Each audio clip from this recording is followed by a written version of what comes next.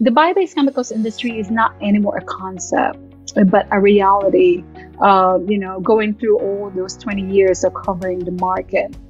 And the fast-paced progress of various technology being used in this field is really amazing.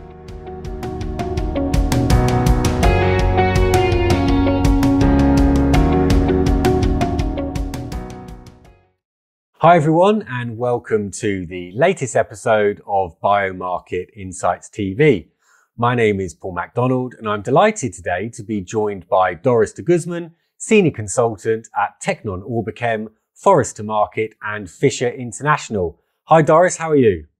I'm good, thank you. How are you, Paul? Yeah, I'm very well, thank you. Although I'm very jealous, that looks a lovely lot of sunshine coming over your shoulder. Where are you today? Well, I'm in Aruba right now, and yes, it is definitely very sunny out here. Oh, Aruba. That sounds... I'm sat in West London, so Aruba sounds wonderful. Yes, it is. Well, Doris, thank you very much for joining us today. Today's episode is entitled A Window into the Future of the Biochemical Sector.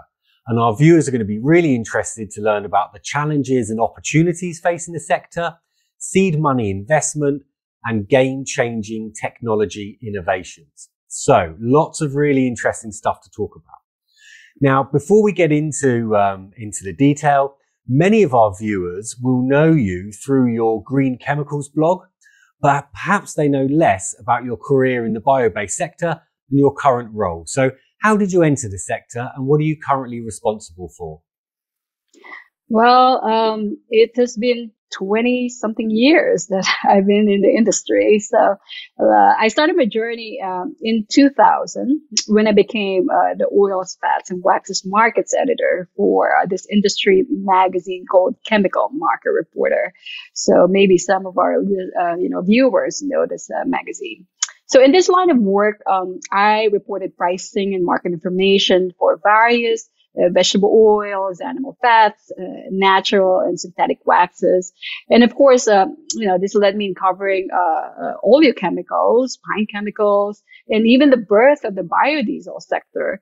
And so I also started covering the ag biotech industry, especially on the genetic modification of soybeans, corn, and cotton, by companies like Monsanto, DuPont, and Syngenta. And I was wishing, back then, I wish I bought actually some of their stocks when they entered the IPO. But yeah, well, so Chemical Market Reporter became part of the ICIS organization. And in 2007, that was a turning point for me because I was part of the first group of bloggers at ICIS. And my beat was focusing on plant-based chemicals. So we called this blog the ICIS Green Chemicals blog. And then, 2 years after that, I started attending the annual Bio World Congress conference. This expanded my focus on beyond fats and oils to sugar, corn, and, the fermentation industry. And then I also started actually using social media platforms back then. So it's, pretty new. I used YouTube to publish my company interviews. And then I used Twitter to broadcast some of the live tweets that I did from Bio World Congress. And so, we were kind of like one of those pioneers back then, using social media when we don't even know, what is that supposed to do. So it was new. And so, and then in March 2013, I joined Tecnon OrbiChem, a senior consultant covering the markets of bio-based chemicals and bioplastics. So we launched our demo issue of Biomaterials Report around September 2013, covering various bio-based chemicals. Every month, we report about the economics of these chemicals, even bioplastics.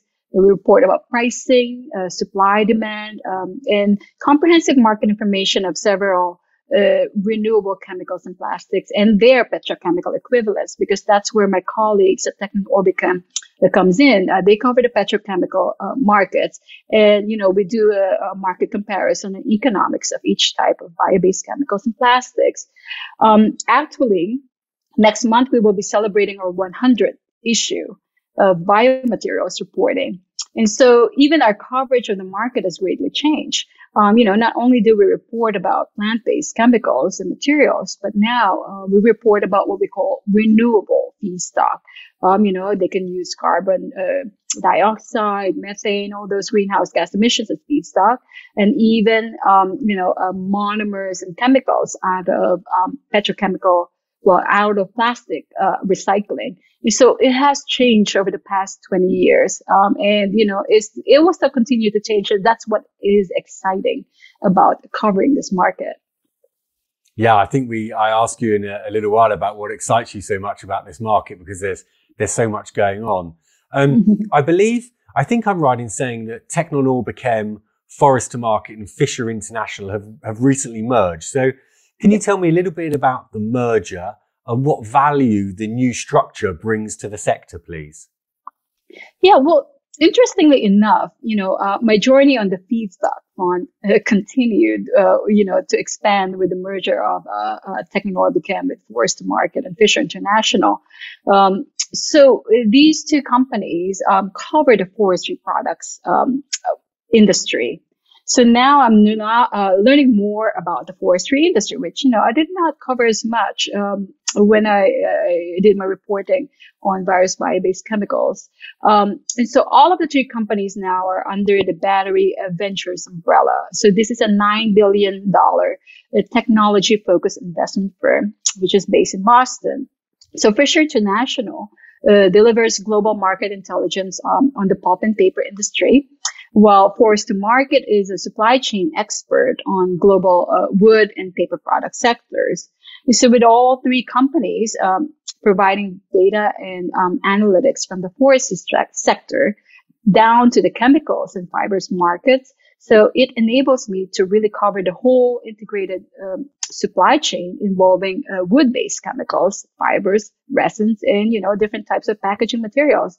So, which, in my personal opinion, it really is a fantastic opportunity, for us, all three companies, to help those who are looking at a waste-based feedstock that are not food source. With supply sourcing already well established within the forestry market. And this leads to wood-based feedstock that are not as price sensitive as other renewable feedstock out there. Okay, very interesting. And what you now primarily focus within the biochemical sector. So what really excites you about this space? What challenges or problems might lie ahead? And what do you think is required to speed up the adoption of biochemicals as a replacement to fossil fuel derived incumbents? Well, what is exciting about this space is that I think these days all types of industries are recognizing the sustainability and circularity importance of the bio-based chemical sector. Whether you're in packaging, textiles and fibers, footwear, cosmetics and personal care, even in medical materials and equipment, toys, even the oil and gas sector. The bio-based chemicals industry is not anymore a concept, but a reality, going through all those 20 years of covering the market. And the fast-paced progress of various technology being used in this field is really amazing. If I continue to read all those technology, watch it, read it being implemented in commercial production, from feedstock to consumer industrial products, that's why I really like covering this market for a long time and even going forward. Now, the challenges, ahead is that, of course, we've seen companies come and go. Technology is being reborn in different market applications. So one of the biggest challenges, which I think is applicable to, many industries, not just the bio-based chemicals, offering new products and technologies, is that companies have to be careful not to overpromise, overpromise a quick timeline and commercialization, and not being able to deliver. So that's really a very risky part that I've seen in the past. They need to do proper due diligence in gathering information about the markets that they want to go to. They need to know the competing landscape that they want to go into. As from what I heard about, from various companies last week that I attended at the AFCC Bioeconomy Conference in Washington, D.C., startups really need to have metrics in place before they even begin developing their products. You have to carefully choose your investors, if you can, if they are on board with your own business strategies. So what is required to, speed up, adoption of bio-based chemicals? Well, aside from the points that I've, just mentioned, the renewable chemicals industry definitely need help from the government, whether it's in the form of, tax credits, maybe carbon regulation, maybe a program for government, procurement of bio-based chemicals and products, and, another type of legislation that could help speed up adoption of renewable-based chemicals and products. Of course, there's also the demand pool coming in now from various company brands that have been helping a lot of the recent growth. Recent development and commercialization of renewable chemicals and materials. It is interesting to really see the changes that are taking place in terms of collaboration within the value chain, all the way from feedstock to product commercialization and marketing. I mean, you can see more closely knit collaboration from various types of companies, various types of organization. And then even all the way to the end of life strategies for, products that they develop.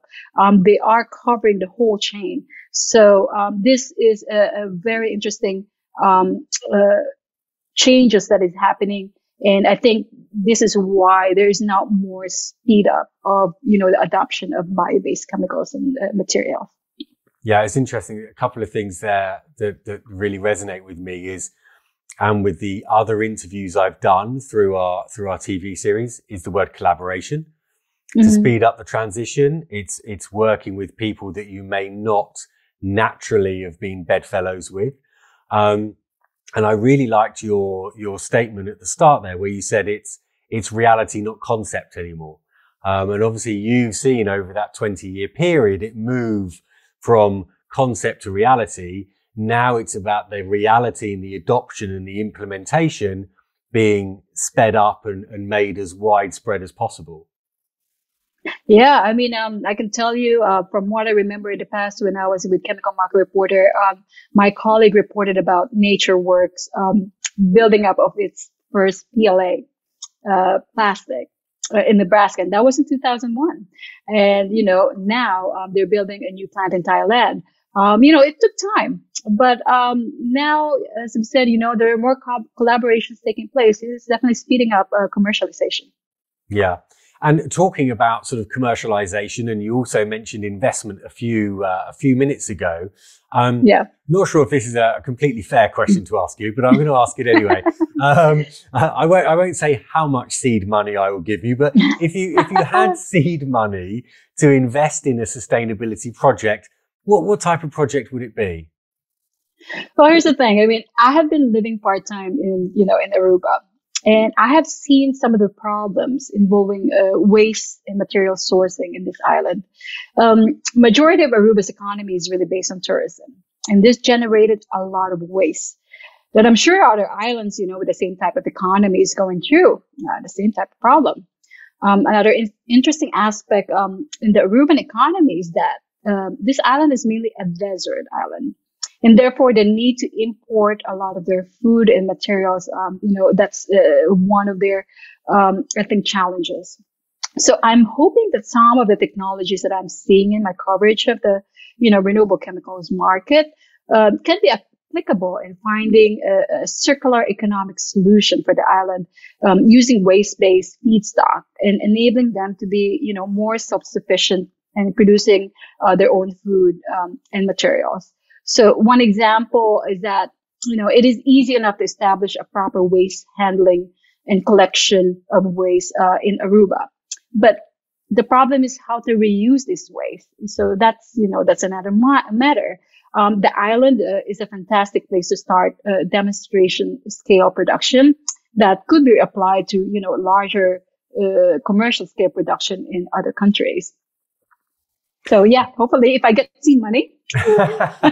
Okay, we'll talk off camera about how much seed money. Right. And you talk a lot about bio waste feedstocks, right? Which is a pretty innovative circular approach, as long as it's joined up and it's closed loop and we're designing for end of life and all of that type of stuff. But I guess what sort of innovative, game-changing technologies have caught your eye in this space over recent sort of months or years?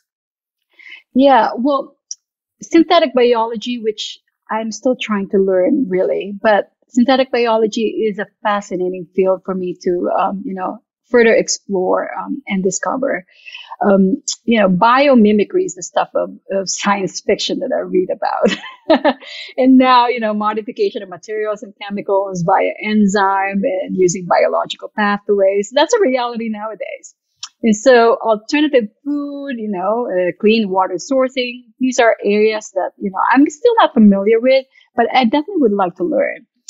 We talk about, some of the proteins out there that I like. Impossible food is, marketing. So I'm also fascinated with the transformation of the petrochemical and chemical industries that's happening, especially where, some of these companies are now implementing various decarbonization strategies, maybe using renewable energy or using an alternative feedstock and even using clean technology. So those are some of the, changes and technologies and innovation that I'm currently covering and trying to learn more. Yeah, and I think we're all in the same boat of trying to understand that a bit more. There's a lot of demand from startups and scale ups in the synbio space with biomarket insights. It's growing very fast. It's not quite as understood as maybe everybody would like it to be, but the possibilities. And we're starting to have, big FMCG brands contact us because they want to find a way of understanding it better. If they can use that as a way of replacing synthetic fibers or textiles, ingredients, very much cross-sector, it seems to be that there's definitely a desire to learn more about the synbio space at the moment. I agree. And I guess as we unfortunately we're coming towards the end of this episode live from Aruba. So I always ask my guests one sort of final question, because there can be sometimes it's quite difficult. Somebody else I interviewed recently used the phrase, sometimes it's quite difficult in the sustainable space to keep showing up, because the progress that people make isn't always as fast as we would like it to be. So I like to end on some optimism. What have you seen which puts a smile on your face in sort of the environmentally responsible space, be it person, product, or initiative? What's made you happy recently? Well, look, nature is the most efficient producer and recycler that we can ever imagine. So we have to learn from it, and not destroy it as we improve our way of living. I understand, that we need progress, we need innovation, we need these man-made resources.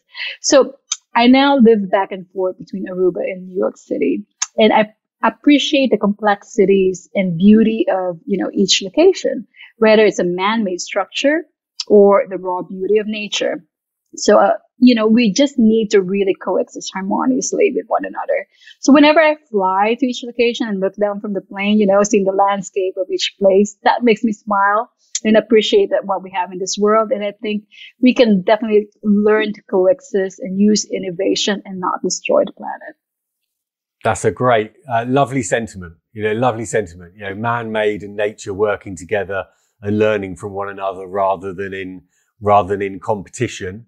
And it goes back to that whole collaboration, isn't it? If we're going to try and save this planet and reduce and speed up the transition, all those sorts of stuff, then it means working in harmony with nature and with each other. So thank you very much. I think that's a wonderful way to end the episode.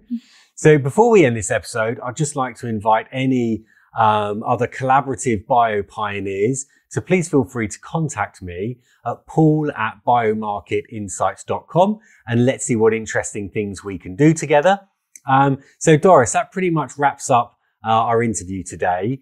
On behalf of myself and our viewers, I'd just like to thank you for your time and your insights, and I wish you all the very best for yourself and the team for the future.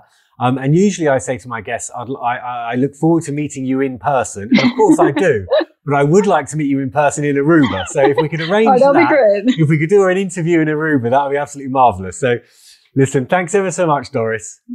Thank you very much. And absolutely, come anytime and we'll set up a place. I'm getting on the plane now. I'll see you soon. Thank you. Bye. Bye-bye. Bye.